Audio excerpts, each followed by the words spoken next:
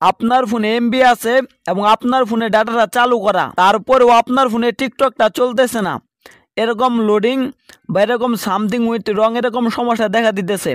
তো এই যে দেখতে পাচ্ছেন আমার ফোনেও কিন্তু টিকটকটা চলতেছে না। তো যাদের ফোনে এমবি থাকা সত্ত্বেও এবং ডাটাটা চালু থাকা সত্ত্বেও টিকটক দেখতে পারতেছেন না, তারা এই সমস্যার সমাধান কিভাবে করবেন এখন আমি আপনাদেরকে শিখিয়ে দিব। তো চলুন শুরু করি। ভিডিওটা উপকারে আসলে অবশ্যই লাইক, কমেন্ট এবং সাবস্ক্রাইব করবেন। আর উপকারে না আসলে কিছু করার দরকার নেই। ফোনে এমবি থাকার পরেও এবং ডাটাটা চালু থাকার পরেও যাদের টিকটক চলতেছে না, তারা এই সমস্যার সমাধান করার জন্য প্রথমে আপনারা আপনাদের ফোনে টিকটক অ্যাপসটা ক্লিয়ার ডাটা করে নেবেন।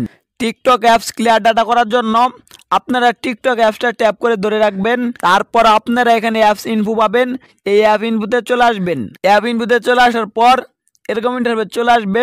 তো আপনারা কি করবেন, টিকটক অ্যাপসটা ক্লিয়ার ডাটা করার জন্য এখানে স্টোরেজ ইউসেজ নামে একটা অপশন পাবেন, এটাই আপনারা চলে আসবেন। এটাই চলে আসার পর এখানে আপনারা ক্লিয়ার ডাটা পাবেন, এই ক্লিয়ার ডাটাতে ট্যাপ করে দিবেন। তারপর এখানে ওকে দিয়ে দিবেন। ওকে দেওয়ার আগে একটা কথা বলে নেই, টিকটক অ্যাপস ক্লিয়ার ডাটা করলে কিন্তু আপনার টিকটক অ্যাপসটা একদম নতুন হয়ে যাবে, আপনাকে আবার লগ ইন করতে হবে। তো আপনার এখানে ওকে দিয়ে টিকটক অ্যাপসটা ক্লিয়ার ডাটা করে নেবেন। এই যে আমাদের টিকটক অ্যাপসটা ক্লিয়ার ডাটা হয়ে গেল।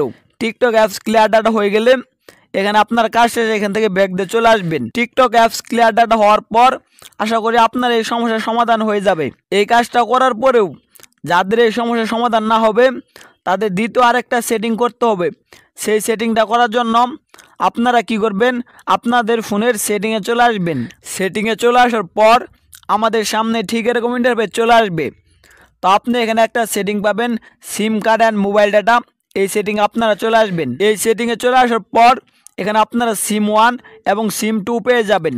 তো আপনি যে সিম দিয়ে ইন্টারনেট ডাটাটা চালু করে রাখছেন এবং যে সিমে আপনার এমবি আছে এবং যে সিম দিয়ে আপনি টিকটকটা দেখতে যাচ্ছেন, আপনার টিকটকটা চলতেছে না, সেই সিমটা এখানে বাছাই করে নেবেন। এক কথাই হলো, আপনার যে সিমে এমবি আছে সেই সিমের এমবি দিয়ে টিকটক চলতেছে না, সেই সিমের ভিতরে চলে আসবেন। তো আমার সিম 1-এর এমবি দিয়ে টিকটকটা চলতেছে না, আমি সিম 1-এ চলে আসলাম। তো সিম 1-এ চলে আসার পর এখানে আপনার অ্যাক্সেস পয়েন্ট নেম সেটিংটা পাবেন, এইটাই চলে আসবেন। অ্যাক্সেস পয়েন্ট নেম সেটিংয়ে চলে যাওয়ার আগে একটা কথা বলে নেই, এই সেটিংটা অনেকেই খুঁজে পেতে না পারেন, এক একজনের ফোনের মডেল এক এক রকম। আপনি আপনার ফোনের সেটিংয়ে গিয়ে খুঁজে বের করবেন এই অ্যাক্সেস পয়েন্ট নেম সেটিংটা কোথায় আছে।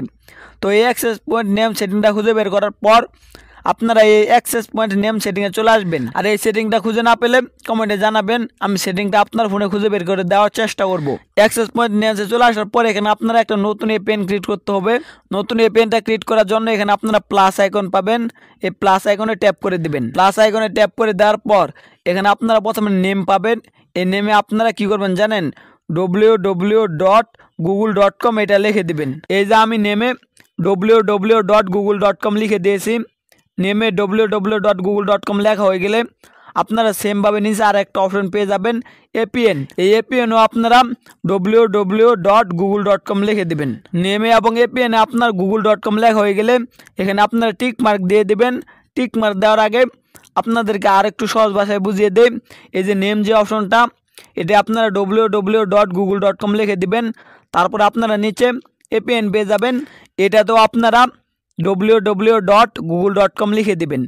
লেখা হয়ে গেলে এখানে আপনারা টিক মার্ক পাবেন, এই টিক মার্কে ট্যাপ করে দিবেন। ট্যাপ করে দেওয়ার পর আপনারা দেখতে পারবেন আপনাদের নিচে আরেকটা এপিএন ক্রিয়েট হয়ে গেছে। তো আপনারা এই এপিএনটা সিলেক্ট করে দিবেন। এপিএনটা সিলেক্ট করে দেওয়ার পর দেখবেন যে আপনার ফোনের ডাটাটা অফ হয়ে অন হচ্ছে। অন হওয়ার পর আপনারা আপনাদের ফোনের টিকটকে যাবেন। আশা করি আপনার যে টিকটক চলতো না সেই সমস্যাটার সমাধান হয়ে যাবে।